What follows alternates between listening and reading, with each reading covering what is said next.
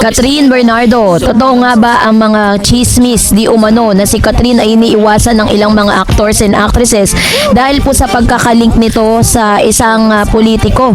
So yun yung ating pag-uusapan, ano? Kung nagaganap man ang mga bagay na ito, masyado naman yata na nai-stain masyado ang pangalan ng isang Catherine Bernardo. Maraming salamat po. At ngayong araw, eto na, no, sa panahon kasi ng social media, sa pagitan ng katotohanan at chismis ay lalong numinipis. Isang bulong mula sa isang insider, isang post sa Reddit, isang viral tweet sa X, lahat ng ito ay maaaring maging balita sa loob lamang ng ilang oras. Ganito ngayon ang sitwasyon at kasalukuyang usap-usapan tungkol kay Catherine Bernardo, kung saan may kumakalat na chismis na may ilang artista umano mula A-list hanggang C-list ang umiiwas sa kanya dahil sa kanyang umano'y koneksyon kay Mayor Mark Alcala at sa implikasyon nito sa politika. Mahalagang linawin mula sa simula ang mga impormasyon. Ito ay hindi kumpirmado. Ito ay bahagi ng showbiz gossip na umiikot sa iba't ibang social media platform. Gayunpaman, hindi rin may kakaila na ang ganitong klaseng usapan ay may epekto sa imahe ng artista at sa pananaw ng isang politiko. Sa ulat na ito, susuriin natin ang nilalaman ng chismis, ang kontekstong politikal, ang reaksyon ng industriya at magbibigay ng balansing opinyon tungkol sa issue. Ano nga ba ang nilalaman ng chismis? Ayon sa kumakalat na kwento, may ilang artista umano ang umiiwas kay Catherine Bernardo. Dahilan umano nito ang kanyang koneksyon kay Mayor Mark Alcala. May kinalaman ito sa politika at mga paninindigan noong eleksyon. Mas naging kapansin-pansin umano ito at matapos ang kanyang breakup kay Daniel Padilla. Sa mga events, limitado raw ang small talk ang pakikitungo sa kanya. May ilan ding konektado umano sa kampo ni Alden Richards na may sariling sentimento. Bukod pa rito, nadagdag pa raw sa ingay ang trending Reddit discussion, a political post ng kanyang ina at iba pang online discourse.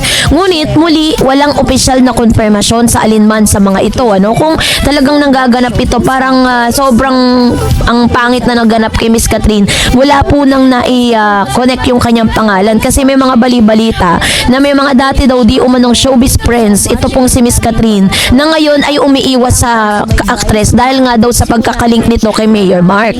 And I don't know, no? Kasi parang sinasabi po kasi ng isang platform na hindi raw, yun po ay, yun po ay spekulasyon ng ilang mga netizen na parang hindi maayos sa political or isang politiko itong si Mayor Mark.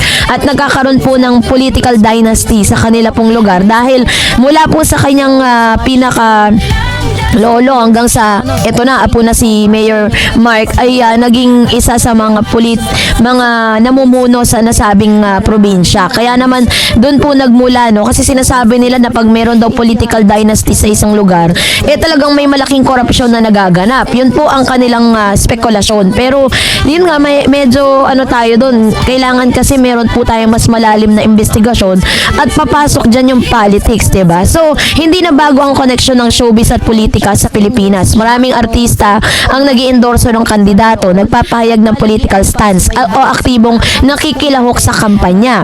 Nung nakaraang halalan, naging malinaw ang paghahati ng industriya at maraming artista lalo na mula sa Gen Z at Millennial ang hayagang sumusuporta kay Leni Robredo dahil dito nabuo ang isang collective identity ng paninindigan.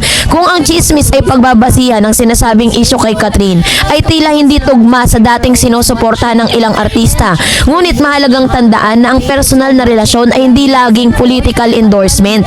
Ang buhay ng artista ay hindi dapat limitado sa kanilang political past, 'di ba? So dahil dito, ang breakup ni Catherine at Daniel Padilla, isa sa pinakamalaking showbiz event sa nakaraang taon. Noong panahon yon, halos lahat ng artista ay nagpapakita ng suporta.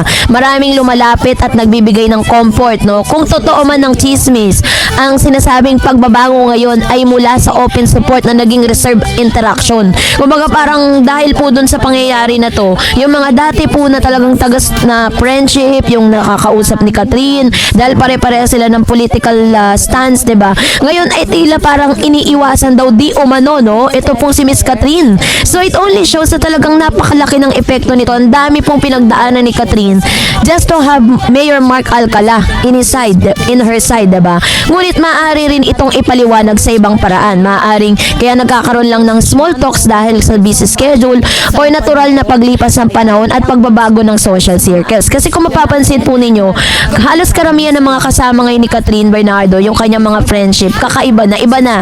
Hindi na ito yung mga parang nakagawian natin, nakikita natin na nakasama ni Catherine. Kahit nga sa mga sa mga summer outing, 'di ba? Parang iba na rin yung kanyang mga kasama.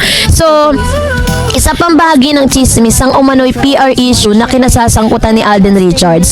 Ayon po sa usap-usapan, may claim na ginamit umano ni si Catherine para sa PR. May ilang artista ang hindi natuwa. Ngunit, muli walang opisyal na konfirmasyon, walang direktang pahayag mula sa involved parties. Sa showbiz, ang PR ay marketing ay bahagi ng sistema. Ngunit, hindi lahat ng haka-haka ay totoo, 'di ba?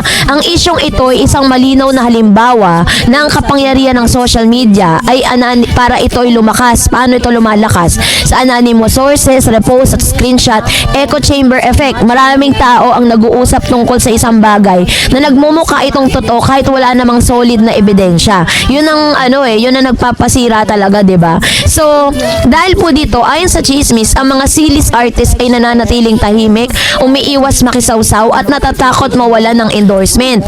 Ito ay hindi malayong mangyari sa realidad sa industriya at mas limitado ang kapangyarihan ng mas mababang tier ng artista at mas mataas ang risk ng kanilang career. So yung mga C-list actors and actresses ay hindi na lumalapit kay Catherine, hindi katulad dati, 'di ba? For publicity stunt, nilalapitan nila si Catherine, tapos wala silang bukang bibig kundi si Catherine. Pero dahil nga sa pagkakalink ni Miss Catherine dito po kay Mayor Mark, unti-unti na pong parang hindi na katulad ng dati. Binanggit din sa chismis na ang pamilya ni Catherine ay okay umano sa sitwasyon na nakatuon sa kanyang imahe. Sa showbiz, ang pamilya ang kadalasang support system, tagapayo at minsan ay bahagi ng decision making. Ngunit muli ito ay haka-haka lamang, 'di ba? Sa aking pananaw, ang pinaka-problematic na bahagi ng chismis na ito ay hindi ang idea ng guilt by association. Ang ibig sabihin, hinuhusga ng isang tao base sa kung sino ang kanyang nakakasama o nakakarelasyon.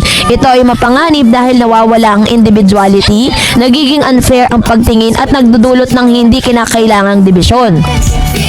So, sa showbiz kasi, 'di ba? Yung realidad kasi dito, tama ang isang punto ng showbiz ng imaheng pinakamahalaga. Para sa isang A-lister na tulad ni Catherine, bawat galaw ay sinusuri, bawat desisyon ay may epekto, at ang bawat koneksyon ay may interpretasyon. Ngunit, hindi rin ibig sabihin nito na dapat kontrolin ang kanyang personal na buhay. No, 'di ba? Kung magiging realistiko tayo, posible na may ilang artista may sariling opinyon, posible na may awkwardness sa ilang events, at posible rin na may differences sa kanilang mga paninindigan. Ngunit, hindi ito sapat para sabing may organized na pag-iwas at walang konkretong ebidensya. So, kaya naman talagang kung susuriin po natin, is talagang normal lang, 'di ba? Kasi siguro po kaya po nabuo yung chika na ito kasi napapansin po nila na iba na nga yung mga kasama ni Catherine, wala na yung kanyang mga showbiz friends na iniiwasan daw di umano si Catherine dahil sa kanyang pagkakalink kay Mayor Mark Alcala. Well, in fact, 'di ba, si Catherine naman parang she can stand on her own and she can build another friendship with another man or another humans, 'di ba? Gano'n naman kaganda yung puso ni Catherine, kahit sino naman welcome sa buhay niya, 'di ba? Kaya naman talagang pati ang pamilya niya very supportive na rin sa lahat ng mga kanyang ginagawa. As long as wala siyang tinatapakang tao, 'di ba? So, kaya let's be happy for them. And that's it.